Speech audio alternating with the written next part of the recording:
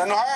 Dahil po dyan, mga kababayan at mga kapatid sa iglesia, ang mga kapatid po sa iglesia ay naghahanda, Nelson.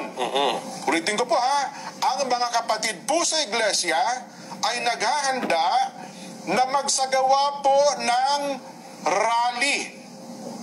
Magsagawa po ng rally upang ipahayag sa lahat ng mga kinauukulan na ang Iglesia ni Cristo ay pabor po sa opinyon ng Pangulong Bongbong Marcos na hindi sumang-ayon sa isinusulong ng ilang sektor na impeachment. Dahil maraming problema ang ating bansa na dapat pong unahin ng ating pamahalaan. Ang Iglesia ni Cristo po ay para sa kapayapaan.